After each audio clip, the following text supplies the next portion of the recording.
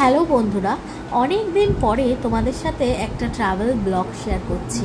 তো আগেও অনেক ভিডিও শেয়ার করেছি, তো অনেক দিন যাবো করে কোথাও বেরোনো হয় না। তো অনেক দিনের প্ল্যান ছিল একটু ঘুরতে বেরোবো সবাই একসাথে। তো যাই হোক, আমরা ঘুরতে বেরিয়ে গেলাম। তো বেরিয়ে গেছিলাম দীঘাতে। অনেক দিন ধরেই ইচ্ছা ছিল। তো এই যে আমার মেয়ের বান্ধবী, তার বাবা মা আর আমরা এই 6 জন মিলে বেরিয়েছিলাম। রাত্রি বাজে তখন প্রায় 11:30-12টা।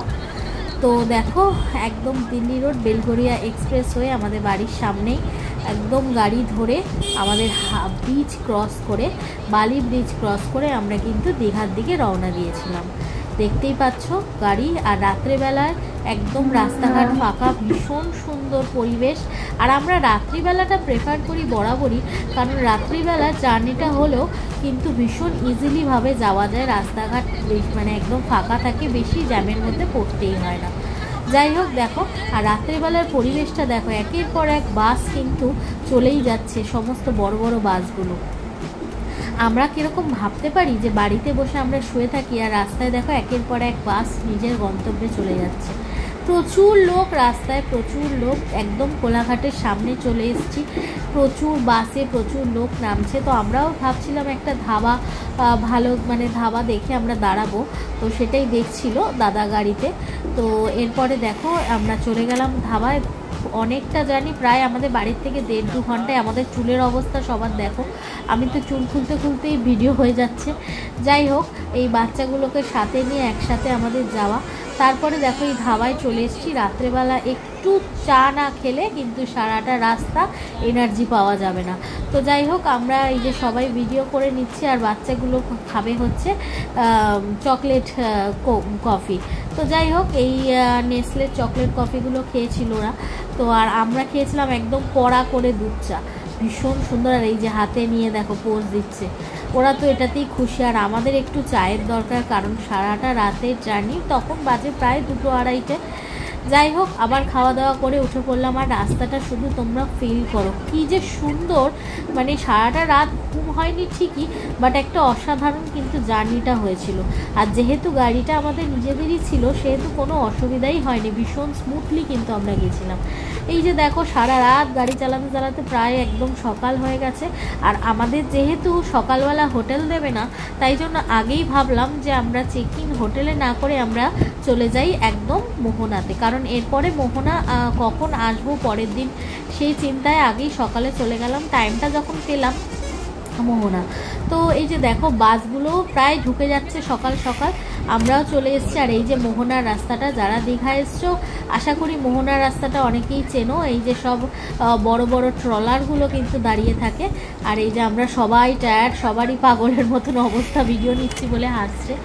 যাই হোক, আমরা নেমে পড়লাম সবাই গাড়ি পার্কিং করে।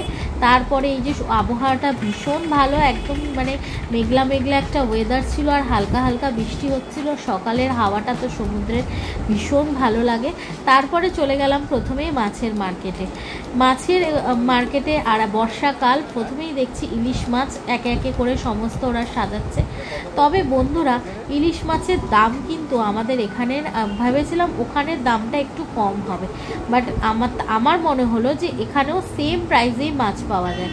সেই জন্য আর কোনো আনার প্ল্যানই নেই ইলিশ মাছ। আর যেগুলো মাছগুলো দেখলাম সেগুলো তোমাদের সাথে শেয়ার করলাম। বেশিরভাগ চিংড়ি, পমপ্লেট, রূপচাঁদা, কাঁকড়া, এই মাছগুলোই দেখলাম বেশিরভাগ। আর কোনো মাছ সেরমভাবে আমি চিনি না, তাই জন্য তোমাদেরকেও নামটা বলতে পারছি না, তোমরা ভিডিওর মধ্যে দেখে নাও।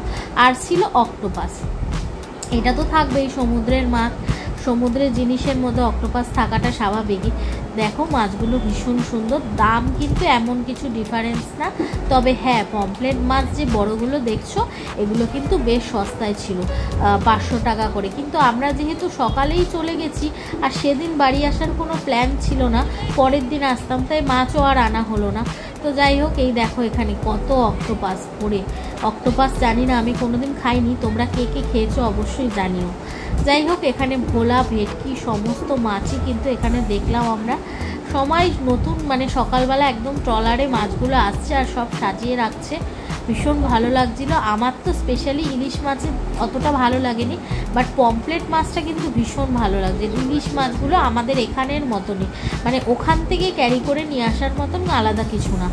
যাই হোক, আমরা মাছের বাজার থেকে এবার চলে গেলাম একদম মোহনার মুখটায়, যেখানে একদম সামনের দিকে চলে যাওয়া যায় সেইখানটা। সেখানে এখন ভাটা ছিল, মানে জল ছিল না। অন্যবার দেখতাম মিডিলটায় অনেকটা মানে জল চলে আসতো, এবারে দেখলাম জল আসেনি, মানে ভাটা ছিল। আর এই যে চারিদিকে শুকনো মাছ বিক্রি হচ্ছে।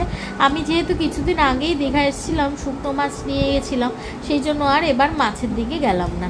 যাই হোক, এই যে এক পাশে দেখো একদম শুকিয়ে গেছে জল, যেহেতু সকালবেলায় জল ভাটা। তো এই যে দেখো কুকুরটা দৌড়াচ্ছে ভাটার মধ্যে। তো যাই হোক, আমরা এই দেখতে দেখতেই চলে গেলাম। আর আরেকজনকে দেখো বসে আছে, একদম আমাদের নন্দী মহারাজ, মাথায় বড় বড় শিং। ওর শিংটা দেখে সবাই কিন্তু ওর ভিডিও নিচ্ছিল, একদম আরামসে বসে আছে। তারপরে এই যে আমরা এগিয়ে যাচ্ছি একদম সমুদ্রে, পা ভেজাবো। আর সমুদ্রে গিয়ে সকাল সকাল পা না ভেজালে কিন্তু ভালো লাগে না। এই যে এগিয়ে যাচ্ছি একদম সামনে, যেখানে বোল্ডারের দিকে একদম প্রথমে যেখানে জলগুলো আসে। তো যাই হোক, এগিয়ে এলাম। আর একদম সমুদ্রের মুখটা দেখো, সব কিন্তু সকাল সকাল সবাই সাজিয়ে বসছে কেনাকাটা যারা করবে। একটু বেলা হয়ে গেলে কিন্তু বেশ রোদ, তখন আর ভালো লাগে না সমুদ্রের এটা। আমরা যেহেতু প্রায় একদম ওই 5:30 6টার মধ্যে পৌঁছে গেছি, সেই জন্য কিন্তু ভীষণ ভালো লাগছিলো। আর এই যে দেখো ওদের খেলা শুরু হয়ে গেছে, বাচ্চাদের এই আনন্দটাই। আর ওদের একদম পরীক্ষাটা শেষ হয়েছে, তার পরের দিনই আমরা গেছিলাম, মানে ওদেরও রিফ্রেশমেন্ট প্লাস বাবা মাদেরও একটা রিফ্রেশমেন্ট। তো যাই হোক, অনেক দিনের প্ল্যান ছিল আমরা একসাথে যাব দীঘাতে, তো চলেই এলাম। তো তোমাদের সাথেও ভিডিওগুলো শেয়ার করব এক এক করে। গেছিলাম অনেক দিন হয়ে গেছে, বাট ভিডিওগুলো আর আমি এডিট করে উঠতে পারছিলাম না। তো যতটা পারলাম প্রথম ভিডিওটা এডিট করে তোমাদের সাথে শেয়ার করলাম। তোমাদের কেমন লাগলো অবশ্যই জানিও। আর এই ছোট ছোট ভিডিওগুলো তোমাদের সাথে শেয়ার করি, আমারও ভালো লাগে, তোমাদেরও আশা করি ভালো লাগে। তো এই যে একদম সমুদ্রের কাছাকাছি, এই মুহূর্তে জল একদমই কম সকালবেলা। তো আমরা একদম কাছে গিয়ে একটু পাটা ভেজাবো। ভীষণ ভালো লাগছিলো, সারা রাতের জার্নি টায়ার্ডনেসটা কিন্তু পুরো একদম কেটে গেছিলো এই হাওয়াতে। তো নেক্সট ভিডিওটা খুব তাড়াতাড়ি তোমাদের সামনে নিয়ে আসবো।